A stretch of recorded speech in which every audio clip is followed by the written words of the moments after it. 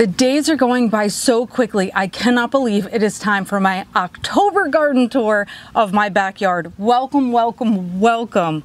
We are starting in this section of the backyard because, well, it's looking gorgeous right now. Hi, you guys. This is Nicole from My Carolina Garden. My garden is located in Southeastern North Carolina in growing zone 8B.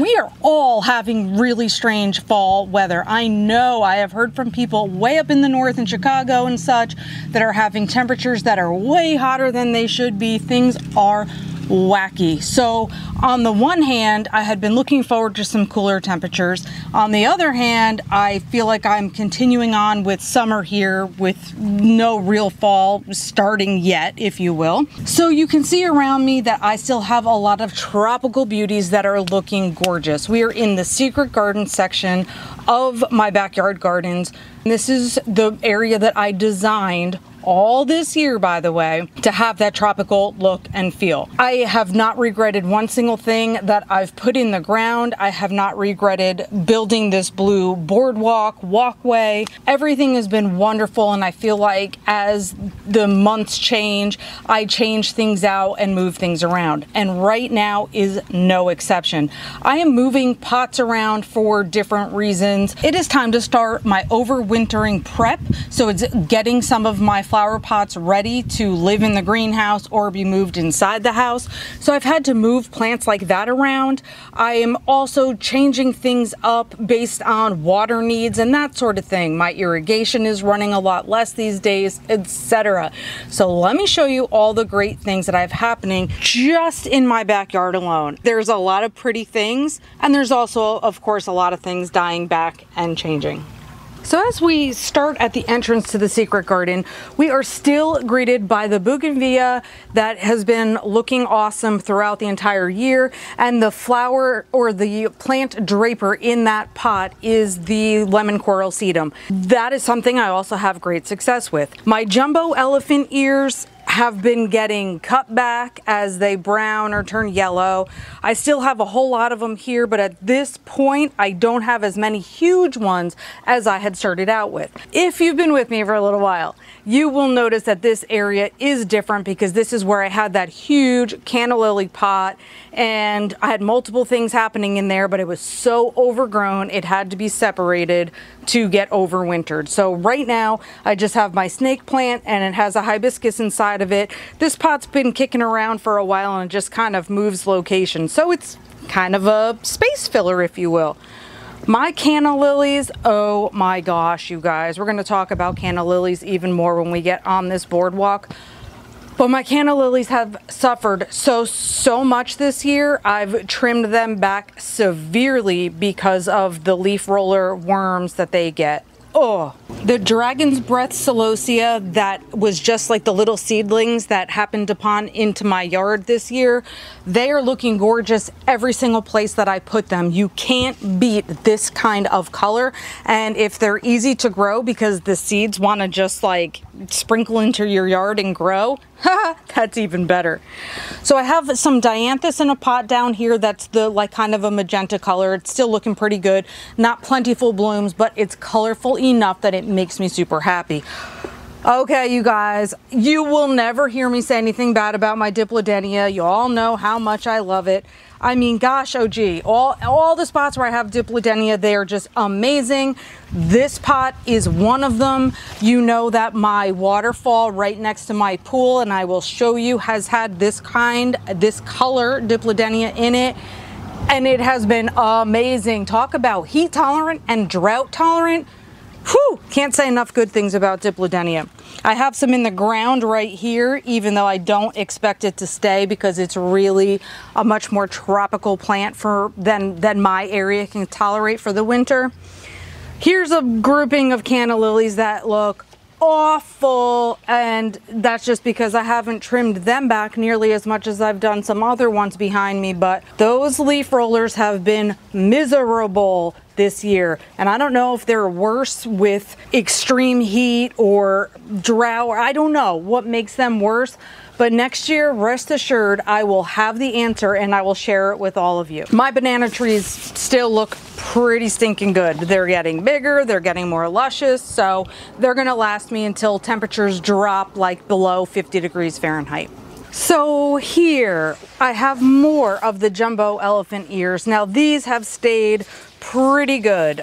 Maybe they're a little bit more protected, so they didn't have as much wind damage over time, so I didn't have to cut them back as much. So I still have a lot of very big elephant ears. These Bengal tiger canna lilies, so they're a variegated kind, they didn't suffer as much as my regular just plain green leafed ones did.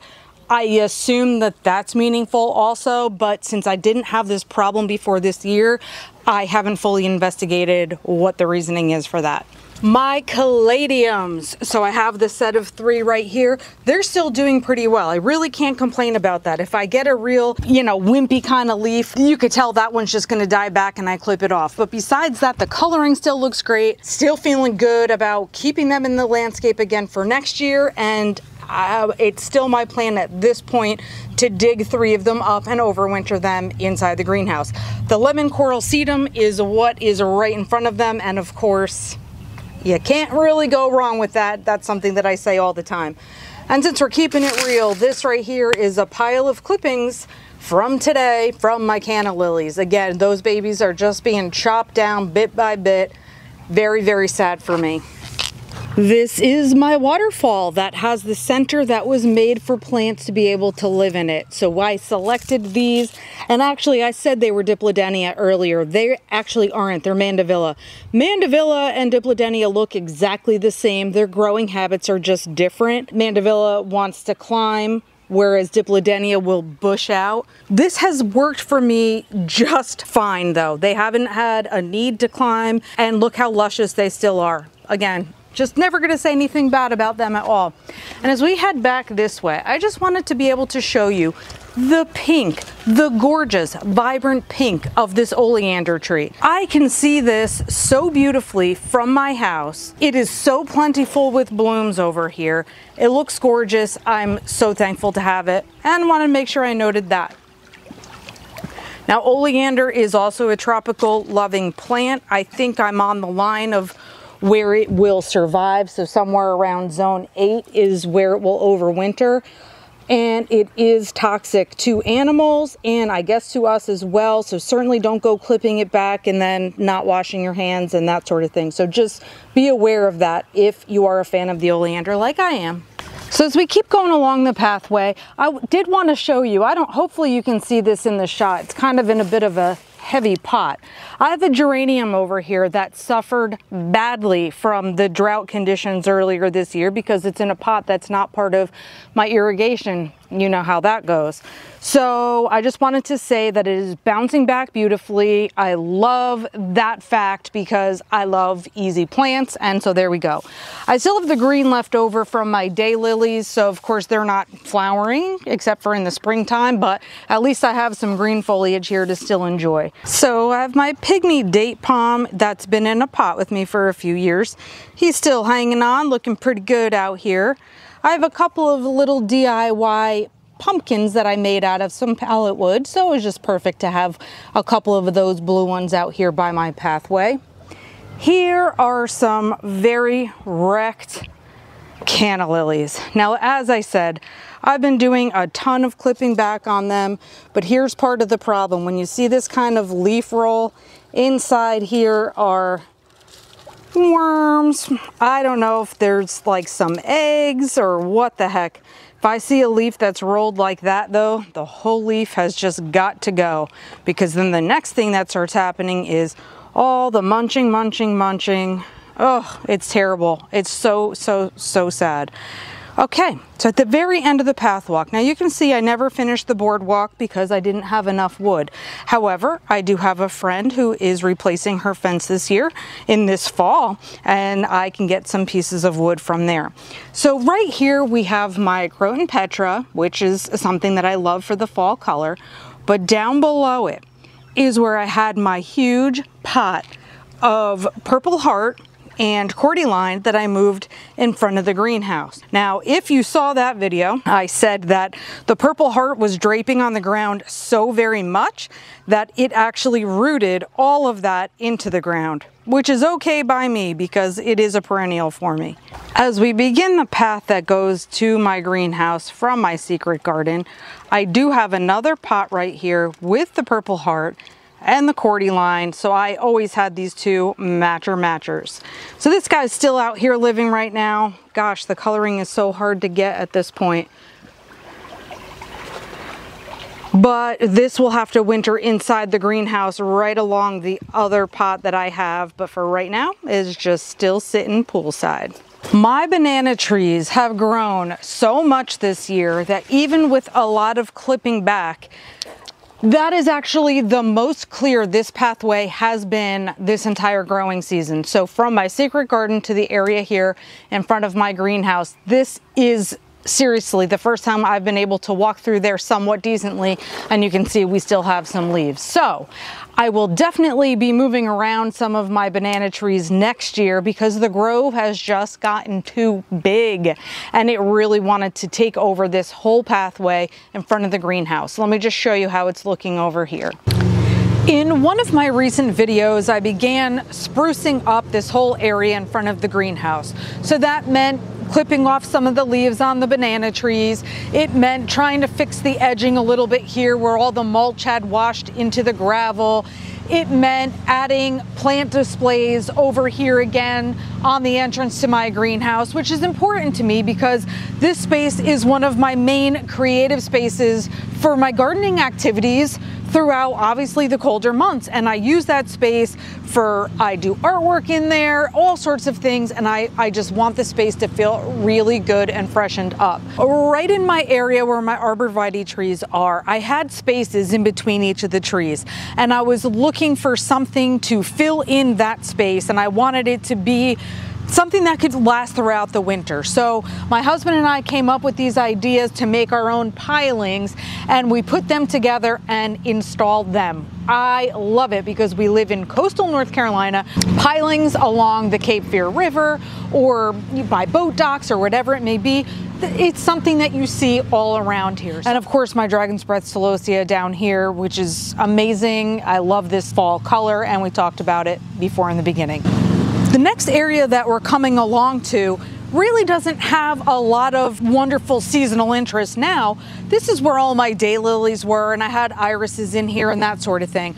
But right here I have a ton of Purple Heart that's just like zooming out from the background, trying to cover over this other sedum that I have down below. Both are fine though, because it's not giving me a blank space. It's not looking just like dirty and empty, you know, like some of this other mulch is in other areas. This is a seasonal plant right here that will have to overwinter in the greenhouse this year. I just put this together the other day. Again, getting my plants that will have to overwinter closer to the greenhouse right now. As I look through the rock garden area, I'm now starting to look for things that are going to give me structure or color or some sort of interest in the winter time. Because once things like my beautiful dahlias or the celosia go away, I'm thinking about what am I left with and do I need to add anything else. The sunshine ligustrum shrub I love because it is an evergreen shrub and it is going to look vibrant like that throughout the whole winter. And of course, I'm always talking about my rocks and how much I love them. So things like that are making me feel great in here. The overhang of greenery that you see there is my wisteria, which is obviously fabulous in the springtime, but it's going to lose all of its leaves and it's really just going to leave me like the viney sticks, if you will, that are all twisted around each other and twisted through my privacy screens. There's something nice about that rustic kind of twist to all of the branches. Nevertheless, that will be bare there. So as I just climb into the back of the rock garden, so I have the celosia there, I have the dahlias there, I have some green, this is euonymus. This is also going to be here for me during the winter. I just wanted to point out my Montauk daisy. Can you see this white bloom that's trying to hide on us right here? This Montauk daisy bush, if you will, had gotten so leggy and huge last year. I cut it back so hard. While I know they can tolerate being cut back, it kind of was looking a little messy back here. In fact, I don't think it has as many leaves as it's supposed to, but I see now that one bloom that's open and a whole bunch of buds over here. So it's still alive and still blooming, but I'm not sure if it's going to be able to look better than that because it's a little much. Now let me show you this delight. This is my Yuletide Camellia, and this is a fall to winter bloomer with the iridescent leaves. Oh my goodness, I just wanted to show you that one little bit of pink we can already see happening there, plus all the many buds. So this is another piece of winter interest that I am super excited about for this year. I kind of did a little hop from the celosia and past my lady planter head, and I just wanted to show you one other thing. I have more of that sedum down here below with all the beautiful rosettes, and it's just looking lovely and cascading all over by the rocks and everything. I love that. But also more Dianthus. The Dianthus that's just been blooming for a long time. So that's pretty color this time of year as well. I just wanted you to see that blooming pink oleander from this side of the pool. So it's right behind that aqua blue flamingo. Oh my gosh, this is the scene that I can see from my house. So the oh man, vibrant pink on that oleander is just fabulous. And then as we pan this way, you can see the few orange canna lilies that are actually still blooming. But again, inside that waterfall, oh my gosh. Fairly recently, I had done a video about all the things that are blooming in my October garden. So I don't want to go through all of those things again by showing you the rest of the yard right here. Definitely check out that video though, if you would be interested in that. But what I did want to show you, again, we're talking about our real life gardening, right? Things that we do that maybe other people don't know about or could be helpful. I had gotten this decorative cabbage last year for fall. And what was happening was it was a beautiful big head. And then over time, it would lose its leaves along the bottom of the stem or the stalk or whatever. And it turned out that as it lived through the winter and then lived through the spring, it kind of just became like this little tiny head of cabbage on top of this really long stalk. Now it didn't look awful because the mums are so super high, super tall, that it was mainly covered. Well, this year, knowing nothing about decorative cabbage at all, so some of you are probably thinking, I already know what you're gonna say. I just cut the top of the, the head of cabbage that was left. I cut it off. And this is what started happening.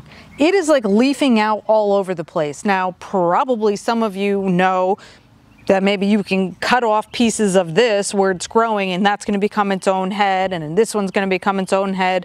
So maybe I have multiple heads on here right now. I don't know that because I've never done that before. So if that's true and you'd like to share that with me, that's awesome. But I just wanted to show how cool it is just leafing out from the stalk. All I had to do was cut off that head and all of this leafing out started happening. So just crazy. Anyway, the creeping Jenny that's inside this pot has been just like this, sitting on this bench since last fall. Everything is just, it's awesome. I love it when the creeping Jenny looks really green like this and as a beautiful long draper. Also, so the point is too with the mums, keep them deadheaded, mums keep living for you up to zone like 4 or something like that. So again, these guys have just all been sitting right here in this pot, right on this bench. So what a strange kind of interesting time in the October garden. I mean, clearly, as you can see, I do have a lot of tropical beauties still here. And then I have some other things that, you know, are doing okay. And then yet we're starting to have those bare spots of things that are just completely gone. So that's the gardening life. We're all used to it, but I appreciate you coming on these garden tours with me, especially this year when I feel like my landscape has changed so much over the course of time. And again, my main goal for the entire year was to do all of these changes and expand my gardens and my flower beds all on a budget. I did not have my entire secret garden last year, as I mentioned earlier. So things like that, it's really cool to take you on this journey with me. So as we get to walk through these plants and see how things have grown and changed, like that is so awesome and fun. I appreciate you. I appreciate your comments. I would love it if you would subscribe to my channel if you haven't already done so. This way, that ensures that my videos will still show up in your feed. I hope everybody's hanging in there with this wacky fall weather. And until next time, happy planting.